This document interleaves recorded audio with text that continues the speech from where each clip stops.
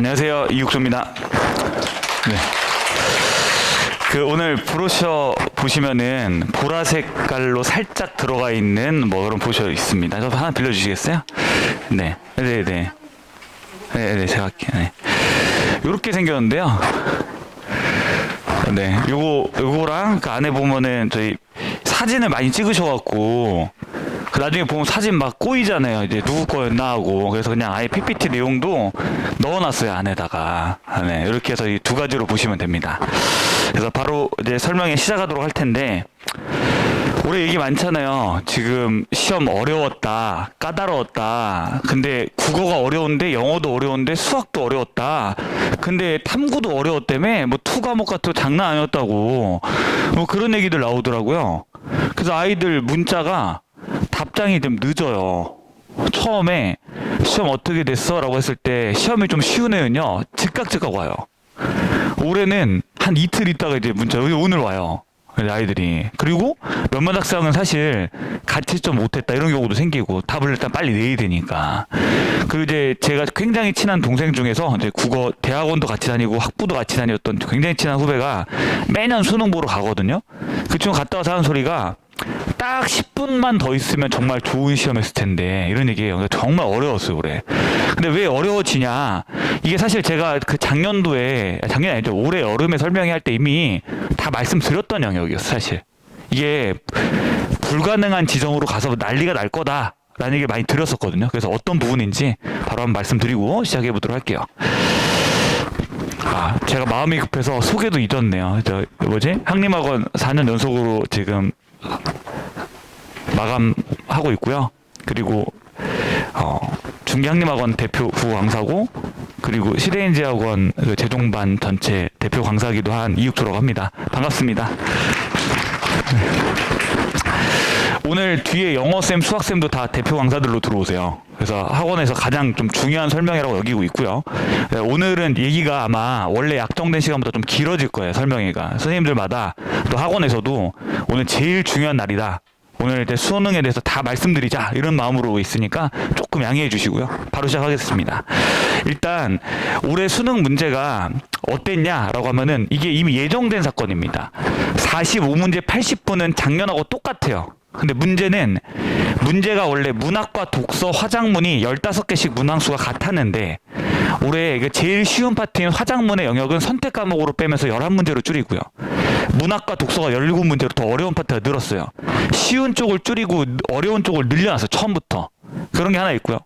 EBS 연계율은 뭐 얘기 많이 들으셨죠? 70% 연계하다 50% 연계라고. 아이들 무슨 얘기하냐면 50% 연계가 아니고 0% 같이 느껴진다. 잘 안 느껴진다. 왜? 작품이 100개, 200개씩 되는데 걔 중에 하나 나와요. 그러니까 잘 안 느껴지죠. 게다가 올해 나온 작품들은 거의 사설 모구들을 저격했어요. 사설 모구에서 중요하다고 얘기했던 거 다 빼버렸어. 이게 원래 매년 일어나는 일입니다. 뭐가 좀 흥하면 EBS 연계를 찍어주면 그게 흥하고 막 핫해지면 무조건 저격합니다. 그래서 EBS를 갖고 막 내가 적중했어를 많이 떠드는 것들은 곧 뭐한다? 자기 무덤 파는 거거든요. 오늘 적중 자료 이런 거 안 넣어놨어요. 적중 안 됐다가 아니라 함부로 그런 얘기 하고 다니는 거 아니다.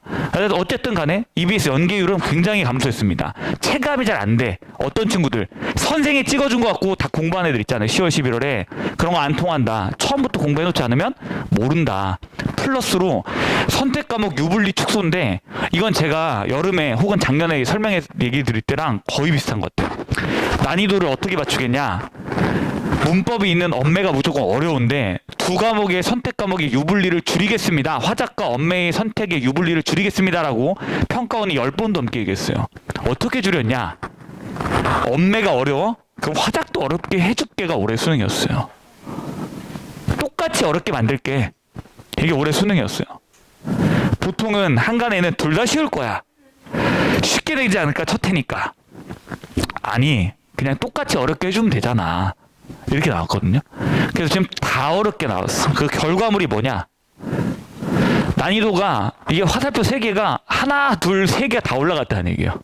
그래서 언매 82, 화작 84점의 1컷입니다. 100점 만점에서 대충 5개 중에 4개 맞추고 5개 중에 하나 틀리면 그게 1등급이에요. 엄청 틀린 거죠.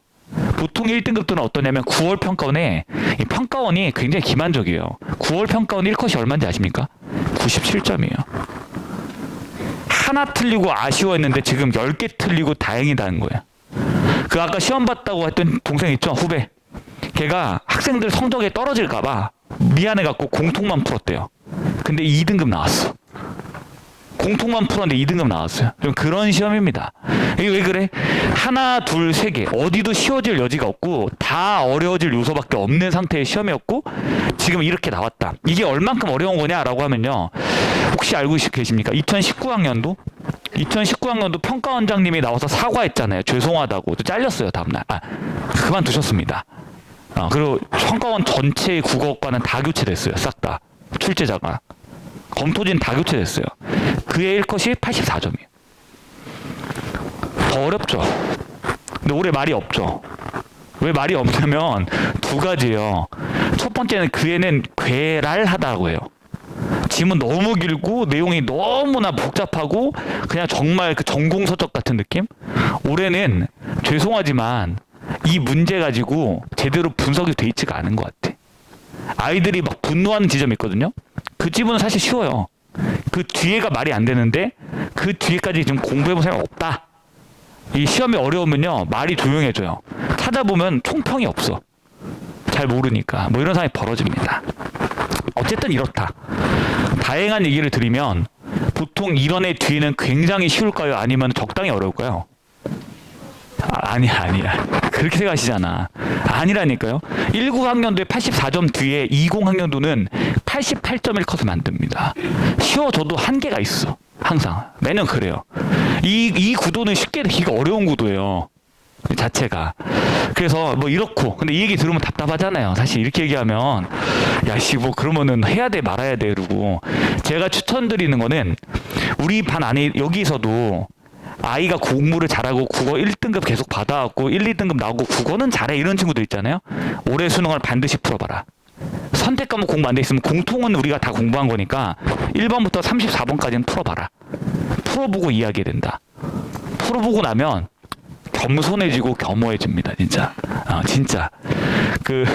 재밌는 게 어제 설명회가 하나 있었어요. 끝나고 나서 아버님께서 문제를 푸셨어요.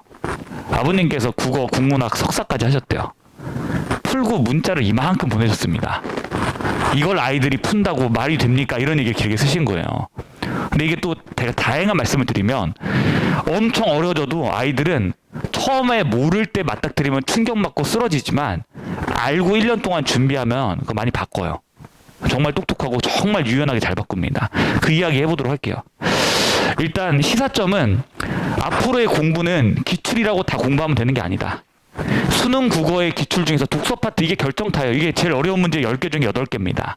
이거 갖고 얘기하는 건데 이 영역이 지문이 긴 게 있고 지문이 짧은 게 있었어요. 예전에. 지금은 짧은 것만 나옵니다.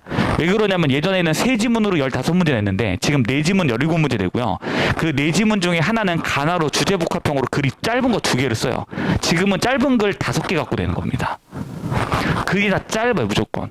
근데 기출문제 공부하라고 그러면 바로 2, 3년 전에 유행하던 길고 복잡한 형식의 글을 공부하고 있어. 그거 수능에 안 나와요. 다 없어졌어. 우리가 보는 수능은 올해 수능하고 똑같아요. 앞으로 3년간 그렇게 내기로 약속했잖아요. 그 첫 해야. 우리 아이들이 불쌍한 거죠. 지금 올해 수능 보는 아이들이 변화의 첫 해였던 거예요. 그 변화가 짧은 글로 간명하게 써주고 지문 5개 나오는 거예요. 4세트고. 그 지문의 길이가 긴 거 공부하는 건 바보다. 그런 건 나오지 않는다. 그런 건 필요가 없다. 짧은 글인데 어떠냐 문제가 글은 짧은데 출제는 예민하게 내고 싶으니까 한 줄 한 줄 의미를 다 때려 박아요. 그러니까 평소에 우리 어떻게 읽죠? 뭐 이렇게 인터넷 기사나 아이들 뭐 공부할 때나 쓱쓱 읽잖아요. 빨리빨리. 9.1, 9.2 모의고사 쉬니까 쓱쓱 읽어내요. 그렇게 읽으면 문제 중에 답을 낼 수 있는 게 한 개도 없다. 올해 수능에. 아무것도 못 낸다. 근데 제가 아까 평가원 좀 아쉽다고 얘기한 건 그러면 9월에도 그렇게 내줘야지. 공부할 수 있게. 근데 9월에는 97.1등급 만들어준 다음에 때려 박았죠. 제가 97.1등급 나온 다음에 얘기했어요. 19 수능 날 6월에 어렵고 9월에 엄청 쉬웠는데 그게 제일 어렵게 나왔다. 이거 믿으면 안 된다. 하고 이간 보고 끝까지 밀고 나가 수업했거든요. 근데 그 당시에도 너무 과한 거 가르친다 이런 얘기 나와요. 바로 2달 전에. 그런 게 너무 많습니다. 생각보다 까다롭다 생각하고 준비해야 된다. 그리고 밀도 높은 글에 대한 준비를 하는 거고 기출이라고 다 중요한 게 아니다. 그 길고 난해하게 복잡한 글들은 옛날 수능이다. 다 지나갔다. 이쪽을 공부해야 되고, 문학은 연계지만 연계 체감률이 굉장히 떨어져요. 결국에는 내가 처음 본 글을 어떻게 적응할 거냐. 뭐 이 게임으로 바뀌어 있다. 이게 원래 수능에 가까워졌어요. 원래 수능에 가까워졌다. 원래 수능에 가까워졌다. 지난 10년간의 엉망진창을 원상 회복하는데 좀 방향 트니까 우리 아이들이 적응을 너무 많이 힘들어했다. 이게 수능입니다, 올해. 선택 과목 화작 난이 높아졌어요. 저라면 지금 아무것도 공부가 안 돼 있다면 불명료하고 불확실한 화작보다는 엄매로 가겠다. 똑같이 어려울 바에는 엄매로 가서 문법 공부하는 게 낫다. 분명히 낫다. 이렇게 말씀드리고 싶어요. 자, 수업 때는 이런 거 하려고요. 그래서 정보 처리 관점을 확립한다. 지금 또 난리가 났어요. 1구 수능하고 너무 똑같아요. 지나간 역사의 반복입니다. 1구 수능 끝나고 봐라, 이제 아무거나 공부하면 안 되고 까다로운 거 공부해야 돼.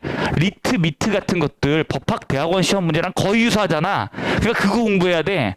이런 헛소리들이 많이 유행했어요. 그게 틀렸다가 아니야. 그거는 당연히 공부하면 좋죠.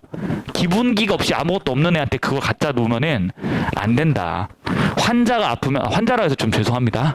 근데 국어의 어떤 약간 100점이 아닌 상태를 이게 정상, 최고의 상태라면 그거보다 부족한 걸 환자라고 한다고 할 때 환자의 컨디션이 좋고 체력이 좋으면 바로 수술하고 가면 되겠지만 너무 컨디션이 안 좋고 아직 준비가 안 돼 있으면 몸부터 튼튼히 한 다음에 수술을 해요. 그렇지 않아요? 아무것도 모르는 애한테 리트 풀어라, 이거 바보짓이죠. 정보 처리 관점, 이 글이 무엇을 얘기하는지, 앞으로 이게 어떤 흐름으로 가는지, 평가원의 기출들이 가지고 있는 늘 일반적인 흐름, 한 90%의 보편의 영역이 있어요. 아무리 어려워져도 이쪽을 정확하게 세우는 것들을 가져가야 되고, 이렇게 얘기하거든요. 알아야 보이고, 보여야 풀고, 풀어야 쌓인다고? 보통은 그냥 풉니다. 그럼 쌓이는 게 없어요. 그런 공부가 마지막에 허망해지더라고요, 항상. 그래서 읽어야 될 지점, 읽어야 될 포인트, 평가원이 무엇을 묻는지를 겨울방학에 정리를 하겠다. 처음에는 올해 수능 이거 갖고 어떻게 풀어라고 하겠지만 출발점이 단단해야 된다. 두 번째로 제가 제일 좀 여기 와서, 중계동 와서 이 아이들과 많이 호흡하면서 들었던 평이 되게 세밀하게 세세하게 얘기한다고. 저기까지 파고들어서 뭐로 봐? 라고 얘기를 하겠지만 실제 수능은 그렇게 바뀌고 있고, 글은 짧은데 그 안에 집약되어 있는 내용을 정확하게 읽어나갈 수 있는 한 줄 한 줄의 내용을 읽어야 돼요.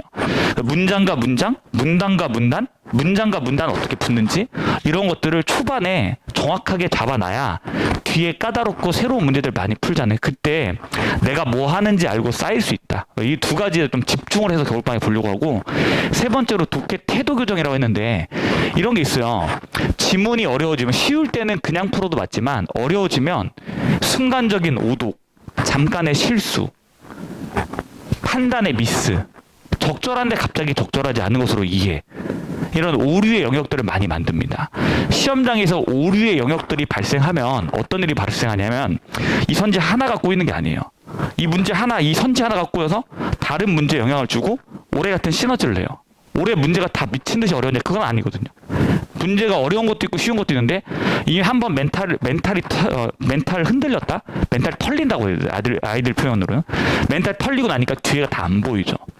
그 멘탈 털린 그 지점부터만 얘기가 나와요. 그 뒤에 어렵고 조금은 과한 부분도 있는데 그런 것들은 제대로 얘기가 나오지 않고 딱 그 지점만 얘기합니다. 그래서 이런 약점 보완, 이 세 개를 가져가서 국어 이렇게 얘기합니다. 추상적이고 모호하다고. 그런 얘기 많이 하거든요. 특히 이과 상위권 아이들이 뭐 같지도 않대. 근데 막상 그렇지만 객관의 영역이 존재하고 구체적인 영역이 존재하니까 이렇게 가겠다라는 얘기를 드리고 싶은데, 독서의 파트에서는 뭐 이 앞에 포커스 앤 구조, 이 틀은 뭐 빤한 거죠. 평가원 교수들은 아무거나 내는 게 아니라 이 글은 나 뭐 쓸 거야 라는 주제를 정확하게 준다.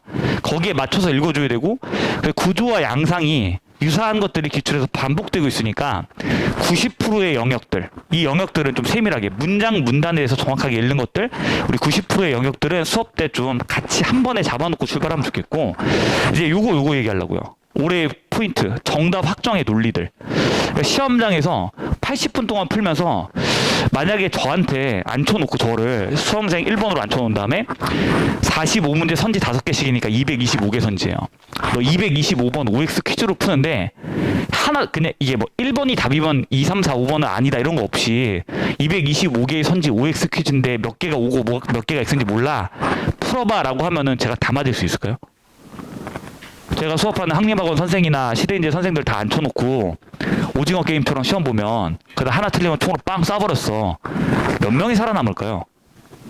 저는 제가 같이 일하는 선생들이 똑똑하고 재주가 있고 저 또한 그렇게 믿고 있기 때문에 문제를 틀릴 거라고 생각은 안 해요. 근데 225번 선지를 정확하게 다 시험장에서 80분 내에 다 풀까? 완벽하게? 그렇지 않을 수 있다는 거죠. 시험장에서 어떻게 되냐? 어떤 문제는 1번이 정답이면 엔딩을 치고 끝나는 게 있고 어떤 문제는 1번이 답이지만 5번까지 다 살펴봐야 되는 논리들이 있다는 거죠. 확실히 내가 90%밖에 몰라도 점수는 100점 맞게끔 공부할 수 있는 방안들이 있는데 그런 것들은 이거 3월, 4월 가면서 1, 2월의 준비, 3, 4월의 준비 이런 거 좀 가져가려고 수업 때. 하나 더. 리미트 앤 포커스 뭐라 했는데 아까 리미트 안 중요합니다가 아니라 중요한데 나중에 풀 일이지 처음부터 할 게 아니다. 근데 리미트도 너무 아쉬워요. 리트 문제 뽑아서 풀면 아이가 도움이 될까? 안 되죠. 왜? 국어에서 수능에서의 추론과 기본적인 개념적인 지식과 이 대학원에서 요구하는 수준은 달라요. 여긴 훨씬 더 많은 집약, 훨씬 더 많은 추론이 존재하거든요. 이거 공부하다 망가진 거 많아요. 그래서 이거를 다 수능 스타일로 바꿔놨고 그 다음에 포커스 보고 저희 연구실에 직접 만드는데 벌써 오늘 시작했어요. 오늘 벌써 시작했고 수능 문제 다 분석 끝났으니까 올해 문제랑 굉장히 비슷하게 만들자. 똑같이 만들자. 보통 모의고사 업체들이 만드는 이감이나 뭐 서바 모의고를 만들어도 9월, 10월에 나오잖아요. 8월, 9월, 10월. 우리 1월 달부터 바로 아이들 나눠주게 미리 준비시키자. 왜? 어려우니까 이거 미리 준비해야 돼. 그래서 지금 당장 시작했습니다. 그리고 올해 이미 그 재종 친구들 먼저 또 거의 국어 만점자들 또 거의 가깝게 90점대 나오는 애들 많더라고요. 그래서 일단 고3들은 일단 입시 끝나고 재종 아이들은 정시 쓰니까 상관없잖아요. 이제 거의 90점대 나오면 거의 끝났어요. 이제 표점 140대야. 그런 친구들 지금 영입을 또 했어요. 그래서 이거 같이 만들고 있어요. 지금 올해 수능에 가깝게 바로 처음부터 유리하게 하려고. 독서를 잘해야 돼요. 문학은 올해 수능 문제 어땠냐면요. 문학이 두 지문 어려웠어요. 현대시랑 고전 소설 두 개 어려웠는데 왜 어렵냐? 현대시 처음 보는 거 나와서. 고전 소설은 처음 보는 건 아닌데 EBS 작품 중에서 누구도 중요하다 별로 얘기한 적 없다. 플러스 지문에 있는 말들이 너무 어렵다. 이런 얘기 합니다. 그러니까 국어적 경험치, 문학적 경험치가 많이 떨어지는 거예요. 남이 알려준 거만 알아요. 학교에서 맨날 색깔펜 들고 선생님 얘기하면 빨간색, 노란색 칠만 했지 내가 읽을 줄 몰라. 그래서 문학적 장르의 이해. 시라면 뭘 내냐? 소설이면 뭘 내냐? 극이라면 뭘 낼까? 라는 게 정해져 있다는 거예요. 90%의 영역이. 이거를 빠르게 좀 겨울방학에 정리하고 출제자 시선이라는 게 뭐냐? 이런 겁니다. 소설 읽으면 제가 그랬어요. 고3 때. 재밌게 읽었어요. 뒤에는 무슨 내용일까? 아이 재밌다. 뭐 이러면 읽었거든요. 이거 큰일 납니다. 재밌게 즐겁게 읽으면 안 된다. 그게 보통 무슨 얘기냐? 읽어야 될 지점을 모르고 아무렇게나 읽고 있다는 거죠. 그러면 등락이 커지고 실수 여지가 생기고 어려움은 흔들리고 쉬움은 잘 풀고. 그럼 어떻게 풀어야 되냐? 출제자는 뭘 내는지를 알고 있어야 돼요. 아 이게 시간적인 회상이 있네. 그럼 회상 시간적인 차이 갖고 무조건 내겠구나. 공간 이동 안에 공간의 차이 갖고 내겠구나. 서로 간의 견해의 충돌의 대화를 해. 의견의 차이. 문학의 포인트는 서로 간의 차이에 있어요. 차이. 시간이든 공간이든 아니면 서로 간의 인물의 캐릭터 성격이든 아니면 사건의 변화든 변화, 차이, 변별의 지점을 다 출제하고 있는데 재밌게 읽고 있어. 스토리를 흥미있게 읽어. 그거야말로 허망한 공부라는 거죠. 읽어야 될 지점을 아는 공부를 겨울에 준비하겠다. 그리고 정답 확정 논리 문학은 더 선명해요. 사실에서 이해로 나가거든. 선지가 다 그래요. 뭐뭐 한다는 것은 뭐뭐 한다는 것이다. 여기서 A가 B를 바라본다는 것은 A가 B를 연민하는 시선이 있는 것이다. 그럼 앞에 있는 팩트가 맞는지 뒤에 있는 미닝, 의미가 맞는지 따지는 습관들, 방식을 다 준비해놔야 되는데 그때그때의 느낌과 필로 푸니까 성적인 변화가 없는 거죠. 이 겨울방학에 이거 준비하고 EBS도 이 문학도 사실 문학은 평가원 출제진 출신의 고전소설 교수님이 같이 하고 있어요. 지금 같이 일을. 그래서 최근에 평가원에 이제 은퇴하셨는데 어떻게 출제하고 있는지 무엇을 내고 있는지 보고 똑같이 문제를 만든다. 올해 수능에서 바뀐 부분들이 존재한다. 문학도. 그걸 따라가는 걸로 준비했고요. 선택 과목 걱정 많으시잖아요. 선택 과목은 얘기가 너무 긴데 짧게 말씀드릴게요. 선택 과목은 이렇게 했으면 좋겠습니다. 선택 과목 언매로 시작해라. 웬만하면. 근데 우리 애가 문법을 너무 싫어해서 내신 때 너무 힘들어했다. 화작해도 된다. 그렇지만 겨울방학의 개념 끝내야 된다. 개념 빨리 끝내지 않으면 질질 끌어지면 얘기가 안 된다. 그래서 제가 제일 걱정하는 수업 이런 거예요. 수업 때 30분 1시간씩 언매나 화작을 수업합니다. 저는 굉장히 걱정해요. 왜? 1시간씩 공부했다 쳐. 그럼 문법 다 하는데 15시간 걸린다 칩시다. 그럼 15주 동안 공부해야 돼요. 그럼 뭐가 남을까? 그 아이는 어떻게 될까? 도대체 그건 정신머리가 있는 생각인가? 그래서 수업 때는 공통치고요. 선택 과목은 보충 영상으로 다 녹화를 지금 하고 있어요. 그래서 한 주에 3시간씩 주중에 만약에 일요일반 하면은 주중에 3시간 보고 퀴즈 보고 그다음에 와서 여기서 다시 선택 과목 퀴즈 시험 한 번 더 보고 안 되면 붙잡고 공부시키고 한 달 안에 끝내야 돼 개념을. 오래 걸리면 앞에 거 다 까먹어요. 그러면 통섭이 안 돼. 개념이 없는데 뭘 통섭합니까? 보통 이걸 오래 끌어. 개념을 15주 해버려. 남는 게 없어. 이거 진짜 조심해야 돼요. 이거 화작도 마찬가지. 화작도 화법에서 이런 거 있잖아요. 뭐라고 해야 될까? 연설, 토의, 협상 다 다르잖아요. 토의 때는 뭐라고 얘기할지, 토론은 어떻게 얘기할지 알고 출발해야 되는데 그냥 시험장 가서 맞닥뜨리기 바쁘다. 맞닥뜨리기 바쁘다. 시험장 가서 이거 죄송한데 이런 표현 씁니다. 아이들이 가서 배우고 왔대. 가서 공부하고 왔대. 가서 발휘하고 와야죠. 왜 가서 공부하고 옵니까? 그렇게 오래 공부하는 거잖아요. 그러면 오늘 죄송합니다. 제가 이렇게 화가 많은 성격이 아닌데 화가 많아지는 그런 순간들이 있어요. 컨텐츠 그냥 간단하게 말씀드릴게요. 컨텐츠는 근데 공부 이렇게 하면 하루에 뭐 10시간씩 할 수 있나 국어를? 못해요. 제가 올해 11년 차거든요. 제동만 10년 차, 그 다음 11년 차 수업하고 있는데 올해 12년째네요. 앞으로 3년 더 하고 저 은퇴할 겁니다. 진짜로. 학원에 그 얘기했다 난리 났었어요. 너 왜 그러니? 말하면서 그랬는데 내가 에너지 다 쓸 수 있는 게 한계가 있으니까. 진짜요. 이거 그리고 주간지는 이거 하루에 1시간 공부해야 돼요. 뭐 이런 거 하잖아. 얘기 들어보면 10시간씩 국어 할 것 같지만 안 한다. 내가 지금까지 지켜봤을 때 국어 하루에 2시간 안에 없다. 잘 없다. 1시간 정도 공부해도 제가 다 워딩을 제 말로 써와서 해설지를 다. 수업 때 들은 거 그대로 써먹을 수 있어요. 하루에 1시간씩 하면 되고 엄매 고른 친구들은 하루에 국어 2시간씩 방학 때만. 요만큼 하면 돼요. 이렇게 되게 만든다. 그리고 이거 우리 직접 만들고 직접 구현해서 처음부터 나눠주고 공부시킵니다. 그리고 리미트, 약점 보완하는 거 세밀한 언어 습관들 다 만들어가는데 특히 이걸로 대성에서 상 받았었어요. 이거 수업하는 애 최우수 강사상 받았던 기억이 납니다. 시대 이제 옮기기 전에. 그래서 이렇게 컨텐츠 쓰고요. 이감 컨텐츠 다 활용하고 그 다음에 저기 시대인재 국어 써봐 처음으로 쓰는 것들 처음부터 아마 여름방학부터 나올 건데 전부 다 활용하게 될 것 같습니다. 이렇게 하고 컨텐츠로는 중계동 아니고 전체에서 대치 다 합쳐갖고 제일 좋은 컨텐츠로 일하게 되지 않을까. 컨텐츠 리뷰들이 있는데 이건 읽어보세요. 이게 너무 많아서 제가 뭐 말씀드리기가 좀 그렇습니다. 줄줄이 있고요. 근데 아이들이 무슨 얘기하냐면 똑같은 얘기가 수능하고 비슷해. 근데 올해는 수능이 바뀌었잖아요. 바뀐 애 컨텐츠가 되게 중요해요. 수능이 바뀌었는데 컨텐츠를 옛날 거 그대로 하는 거 구습입니다. 그래서 바꿔서 가고. 그 다음에 이제 성취도 퀴즈를 원래 올해까지 없었어요. 근데 이제 제가 시험이 어려워지는데 그대로 둘 수 없다. 3시간짜리 수업 3시간 반으로 늘린 다음에 중간 30분 퀴즈 봐요. 2시간 반 수업하고 30분 퀴즈 보고 30분 리뷰하고 끝내요. 그래서 뭐하냐. 나는 아이들을 정말 좋아하고 진짜 지금 핸드폰 제가 갖고 있거든요. 그래서 그걸로 답장하고 이제 시험 본 것들 막 얘기 나눠요. 시험은 잘 보면 잘 본 대로. 조금 아쉬운 대로 얘기하는데 아이를 좋아하는 거랑 믿는 건 다른 얘기거든요.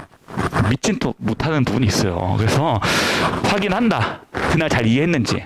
그리고 작년하고 좀 다른 게 3일차 정도의 검사를 해야 돼. 왜?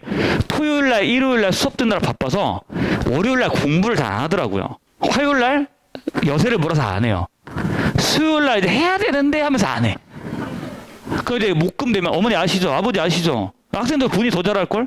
목금 되면 이제 숙제가 주말 게 너무 많이 밀렸어.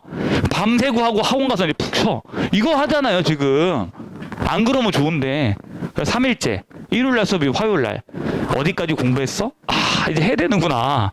플러스 제가 올해 진짜 너무 놀란 게 핸드폰 보잖아요. 시험 잘 봤다고 온 문자들은요. 앞에 문자가 엄청 많아. 시험에 좀 아쉽다고 하는 애들은 보면 앞에 문자 한 개도 없어. 이게 뭔 얘기인지 아십니까? 질문이 몇 개나 왔냐가 가진 성적이야, 그냥. 진짜로요. 예외가 없어. 예외가 없어요. 앞에 문자 쭈루룩 기네 97. 쭉 기네 91. 별 문자 없네 72. 딱 이렇게 옵니다. 그래서 제가 질문하라고 하면 누가 하겠어요? 이렇게 앉은 애들 하죠. 뒤에 아이들은 뭐 여기까지입니다 하면 벌써 진박사 가. 다 갔어 이미. 문자 메일 아무리 해놔도요. 하는 애만 합니다.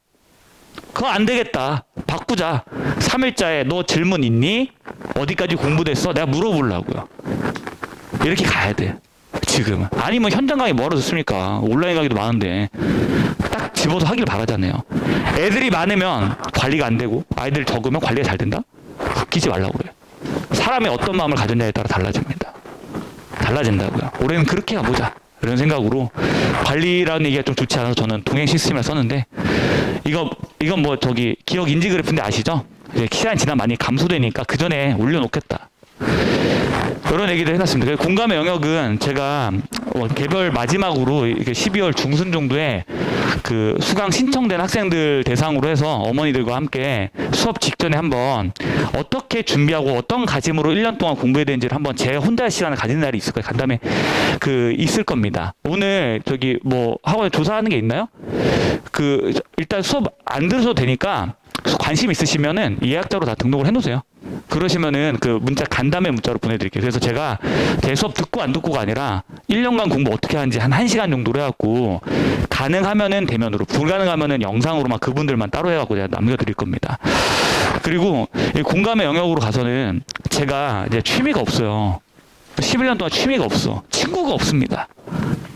수능 끝나고 연락 오는 게 하나도 없어. 다 학생들밖에 없어요. 학원하고. 올해 내가 아까 3년 말씀드렸잖아요. 앞으로 3년 할 거라고.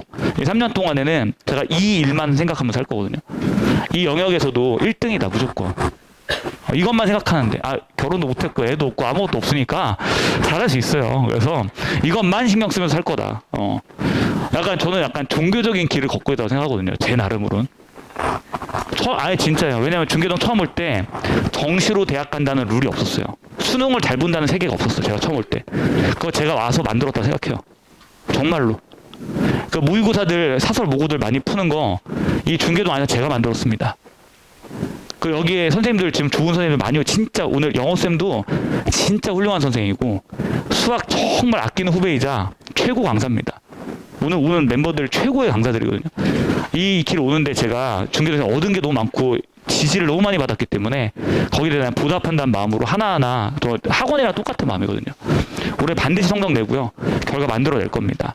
우리 아이가 성적이 잘 나오면 잘 나온 대로 안 나오면 안 나온 대로 하나하나 붙잡고 저 목요일반 일요일반 수업하면서 끝나고 집에 제 시간에 가본 적이 한 번도 없어요. 진짜 엘리베이터 앞에서까지 질문 다 받고 정말 맨날 1시간씩 질문 받고 왔거든요. 올해 그걸 한 번 더 역사를 만들어 보고 싶습니다. 믿고 맡겨주시면 감사하겠습니다. 여기까지 드리겠습니다. 감사합니다.